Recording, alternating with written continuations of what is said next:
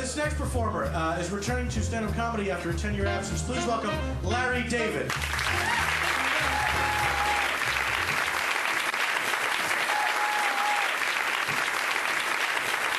Thank you, thank you.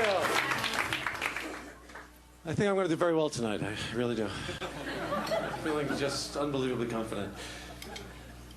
Well, that was a bad start. It was a bad start. A really stupid start. I don't know why I did that. You'll see.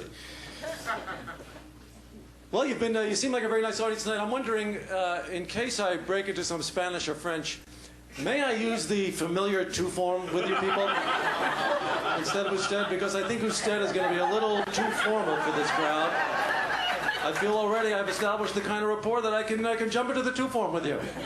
That quickly. I'm taking a two liberty with you. I'm going to use the two form, and that's it. You can't talk me out of it. You know, Caesar used the two form with Brutus even after Brutus stabbed him. He said et tu Brute, and I think that's a little too informal when someone's trying to assassinate you. I think at that point, perhaps instead, he would have been better off. But that's Caesar. That's crazy, wacky, mixed up Julius Caesar. He has tremendous conviction about what he thinks is funny, and at the same time, he'll just crush like an egg, like an empty shell. It must have been very, very stressful to have grown up living next door to Jonas Salk's mother, I would imagine. You know, you got this woman, and you know, every day, same thing. Estelle, did I happen to mention that my son Jonas, who your little Stevie never let play in the games or stuck him in right field, who never went out with the girls and wasn't athletic, did I happen to mention that he discovered the cure for polio? My little Jonas! Polio, he's mine! I love him! My Jonas! One thing about Hitler that I admired is that he wouldn't take any shit from magicians, you know?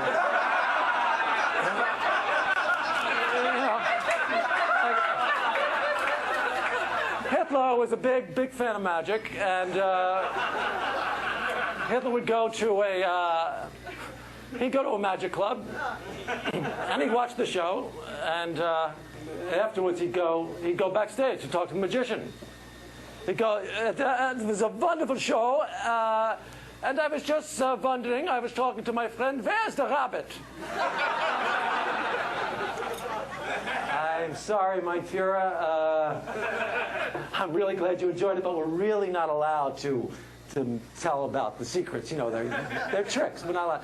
Yes, I understand you're not allowed to tell, but just tell me, where's the rabbit? Mein Führer, it's a union thing. We just, where is the rabbit? You will tell me where the rabbit is now! The closest I ever came to death is when I masturbated with 104-degree temperature.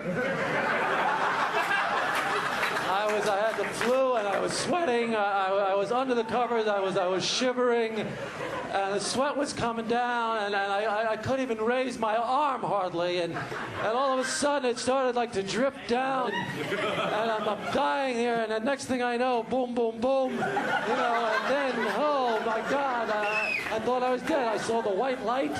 I started drifting toward the white light, and then there's my uncle going, "Oh my God, you're a disgusting animal. What the hell's the matter with you?" This is actually a great time for me to cheat on my wife because of that whole Clinton scandal, you know, because she was such a staunch supporter of the guy that, you know, what is she going to say?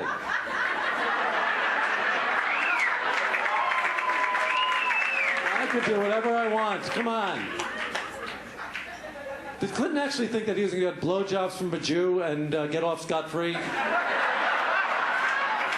What was he going to do? The guy never got, obviously he was never with a Jew before. He thinks he's going to get blowjobs? Blowjobs! From a Jewish woman! And that's going to be the end of it? No consequences? What, is he crazy? Let me ask you a question. Who do you think has more freedom? The married man in America or the single man in communist China? I got to go for the single guy in communist China. Come on, no contest, you know. I mean, I'm a married guy in America. I can leave the country, but I can't leave my house, you know. they can leave the house, but they can't leave the country. I'll go for that. I like that better. I'm not going to Europe. Where the hell am I going? It's a good thing they didn't have answering machines when they were trying to form posses, you know? Because everybody would be screening. You know what I mean? Larry, this is Sheriff Robbins calling. We're getting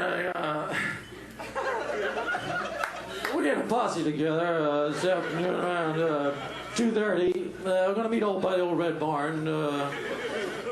Geez, we sure appreciate it if you can.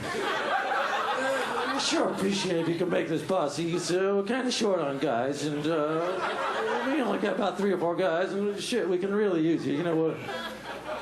We're going to be going after the Fontanado gang, and some tough motherfuckers, boy. And you better bring some warm clothing. It's going to be cold out there. It's colder and shit out there, and we're gonna be gone about maybe about 6-7 days. So you know, stock up and. That Fontanado guy, I got to tell you once again, they're tough. So I sure hope you can make it. And I hope to see you out there. Then you 2 weeks later, you run into the sheriff in the town. Sheriff! Oh my God! What happened? I got home at 3 o'clock. I just missed your message. How'd the posse go? Did it go okay? What happened? Did you catch him? I never found out. What happened? Oh, I was so pissed off. I tried. I went over to the Red Barn. Nobody was there. They told me you just left. Oh, shit. What? I'll tell you one thing. If I was ever in a situation like that, and the day ever came where I couldn't wipe myself, that's when I call Kevorkian. Come on down, Jack. You know, I need your help. If I'm checking out, bring the injection. And,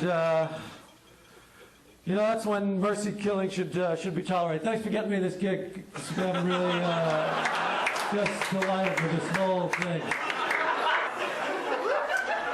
I think we've come to the end of the line here. I know, it's very disappointing to all of you. And me too. But, you know, this is what happens when you run out of nothing. Thank you very much. Good night.